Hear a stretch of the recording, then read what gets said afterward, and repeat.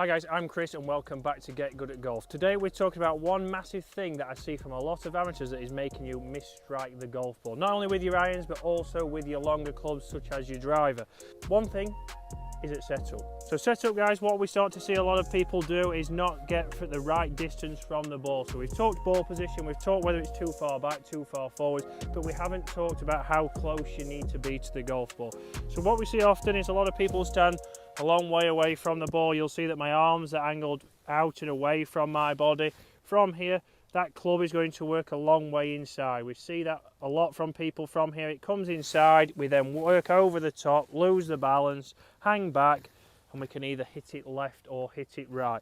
If you think of this club as a sledgehammer, so if the weight was all in the club head, which technically it is, as I take that away, it would make me fall this way. It's painful, that. It does look painful. So we're putting a lot of weight onto your left, then from there we're going to be a long way around. We can't rotate properly and we've got to reroute or figure out what we're going to do from here. We'll see people with potentially very shallow angle of attack, so you won't take much divot, you're often catching it behind. So I'm a long way away, it drops in, fall back, I've got a strike, and how many times I see people weights back here, well I've struck that well but it's gone short. The ball's launched very high. They do this with a 4-iron. They think, oh yeah, my 4-iron's only going 150, but Brian's is going 180, and that's simply because James is laughing. I don't know why he's laughing about Brian hitting it 180. Who's Brian? Oh, Brian. Oh, Family Guy. Brian. Not that Brian, no. Oh. But Brian's hitting it further, and the reason being is he's getting his weight transferred better. He's not hanging back, and he's not having a shallow angle of attack.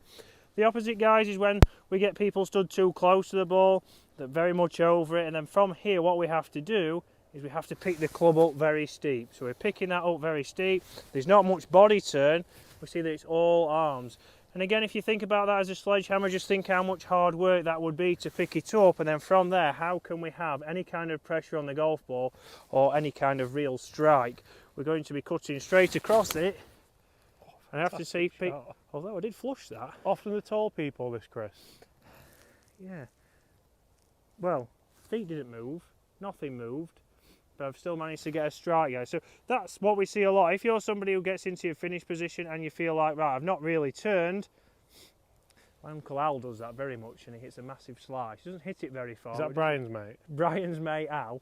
He hits it not so great, but again, picks it up. We can't get any kind of weight transfer. Everything stays in the middle, and from there, you've got to think that's not going to be. It's not an athletic position. We can't rotate, so then we can't. Calling your uncle unathletic.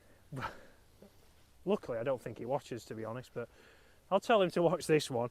But yeah, we can't get any kind of pressure on the ball from there unless I then try and force my hands forwards. And if I force my hands forwards, we're potentially going to hit the dreaded shot out to the right, which Uncle Al does hit a few times. Is he tall? I find that tall people do this a lot. I'd like to say he's tall, but he's very small, actually. He's even smaller than you, James. Wow. He'd like to say he's tall as well, then. Yeah, more than likely. But yeah, even, like I Sorry, say, James says a great example is tall people, they want to feel really close, they want to get the club very tall, and then from there, you're very tall, you might be 6'5", 6'4", but you've got no speed. And a lot of people go, oh, you're tall, you must hit it a long way, and you hit it absolutely nowhere because of that. So what we want to think about when we get into our setup is that my arms just want to drop from my shoulders. So you'll see they're not inwards this way. I'm not reaching for the ball there. They're going to sit nice and hanging. So if I didn't have a club there, arms are hanging naturally. I take my grip, and we often see that the toe of the club is in the air. Again, the club is going to work this way during impact. That's the Do you know what that's called? Hit me with it, James. It is the centrifugal forces of the shaft. Correct. You did not expect me to know that, did you? James hitting us with facts today. So that's what's going to happen, guys, when we take a normal setup. If your clubs are fitted correctly, the toe of the club should be up, my arms are nice and relaxed underneath me, and from there now I can make a normal swing and hit it much lower, much more solid strike, and see how easy it is for me to get to a solid finish and reach the green. So James is going to now cover for you guys what to do with the driver, what he sees, what differences it will make, and how it's going to help you. So some fantastic tips there from Chris about how far to stand away from the golf ball with your irons. You'll see here, guys, I have an iron, a hybrid and a driver, and the big difference with these clubs is loft, lie angle and shaft length. Shaft length being the optimum component as to why you need to stand further away with your longer irons, with your hybrids, with your 3-woods, and of course with your driver. So I'm going to talk through driver. I'm going to tell you how you can hit longer drives, how you can hit straighter drives, how you can hit more consistent golf shots just by making sure you are the correct distance away from the golf ball. This is almost one of golf's biggest kept secrets. So guys, make sure you don't share it with your friends, send them over here and make them subscribe to Get Good at Golf if they want to hear it. But I see so many people who stand a lot taller with their driver because it's a longer shaft, because I'm trying to hit the ball further, because I'm trying to be more athletic, and athletic obviously means taller, like this. Unfortunately, from there you see the people who then pick the club up really, really tall. Again, I'm trying to be athletic, I'm trying to get the club as high as possible, and I mean, if you can hit a good golf shot from here, then you're a lot more athletic than I am, because that would be very, very difficult. Again, if you get too far away from the ball here, then your arms kind of reach out, you start to lose your height there, and that's one on the tee as well. So people are not only laughing at my posture, but I've just taken one there. But from here, you can bring the club really around your body here. That's going to be really, really flat. You may attack the ball on the same path here. You may get really steep and start to get the club working outside, but often we see people who reroute it. So you'll come around here and then you wonder why you gain posture and then try and get the ball up in the air that way, try and help it up in the air. Posture isn't just a static movement, it is dynamic. We need to make sure that spine angle stays the same throughout the golf swing, so I'm working around my posture here. I don't want to start tall, lose my posture, which a lot of people do, then regain posture and all sorts like this. Make sure it's consistent, because that is how we're going to hit the centre of this driver. So in order to get into the right posture, I'm going to stand nice and athletic. I'm going to jump up in the air just to make sure that I am athletic. Look at the athleticism. I'm not going to do that on every tee. This is something for at the range, but I'm also not going to have a golf ball there. I'm going to think about, right, where do I need to be? Nice and athletic, bend from the hips, flex my knees, let the arms hang straight down. So I'm not reaching out for anything. They're not inverted as well. They are straight down, and then put a grip there, and that is your ideal position away from the ball. What that's going to do is place the ball right in the middle of the sweet spot of the driver. I've seen people who say, you know what, tee up outside the toe, because that's what you want to do, get the ball turning over. Let's not worry about that. Let's try and be consistent. Let's try and hit the middle of that driver more often than not. Let's keep the ball in play and try and put as little movement on it as possible, because a golf ball that isn't moving much in the air is a golf ball that you're probably more under control of, a golf ball that's probably going to go further, and a golf ball that's probably going to get to the hole in less shots.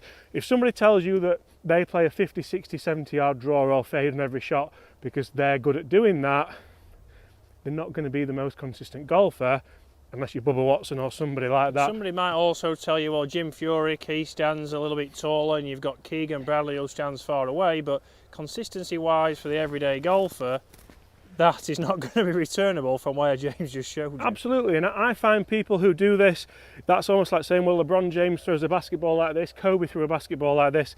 We're saying this because we went to watch the Lakers the other night, didn't we, Chris? So I do like referring golf swings to different sports. It's almost like saying Lionel Messi kicks a ball like this and Ronaldo kicks one like this, so I'm going to do that. They are all exceptional athletes that know exactly what they're doing and are highly trained in that sport.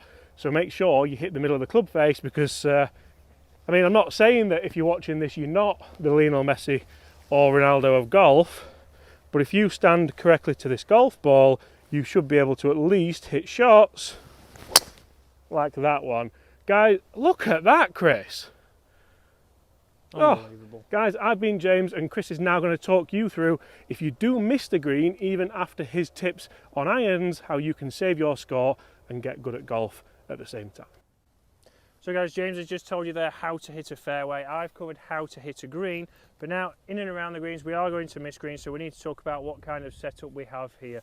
Again, a lot of people, what I'll see, they'll have a normal stance, normal distance from the ball. You wouldn't know if I'm hitting this 5 yards or if I'm hitting it 100. And that's the big thing here. We see low point changes there.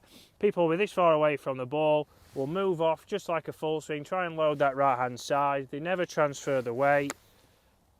And they often hit that shot there. Straight on the top, no kind of divot, no kind of downward blow into that, and there's no consistency of what kind of flight they're going to get. So when we're in and around the green, guys, what we want to see is that we're going to be a club width wide with your stance. we're going to be a little bit closer to the ball and get that club lying flat. So we did talk about in the fairways how the toe will sit a little bit in the air, and that's because of the swing and the forces that are being put on. Which forces were there, Chris? The centrifugal forces. Love it. Can I just give a shout out to those shoes as well? Vintage shoes. Please comment who has got these shoes. The best Adidas shoes ever to be made. 360 LTD they were known as. The Masters editions. So we're a little bit closer to the ball, narrower stance, and now my weight is going to be 75% on the left. From here, it's much easier for us now to keep that club head out in front of our hands. If I get too far away, we're going to see a lot of rotation. If I'm too close, again, we often see people pick the club up out steep. So club at its normal lie angle, stance narrower, weight left, and then from here I can make a nice easy motion, and you'll see there a little bit of loft, a little bit of spin, nice and consistent there to control. If we want to get that ball a little bit higher, we can go a little bit further away, drop that shaft, we keep it nice and open, and the weight stays left. So still 75% left, let that release, and you'll see different trajectories there, but the setup, the stance is still narrow, weight is left, and all we're going to do is get a little bit further away to hit it high. So guys, that's been Get Good at Golf. James has shown you how to hit the fairways, I've shown you how to hit the greens, and also how to strike your chips better. We'll see you again, same time tomorrow.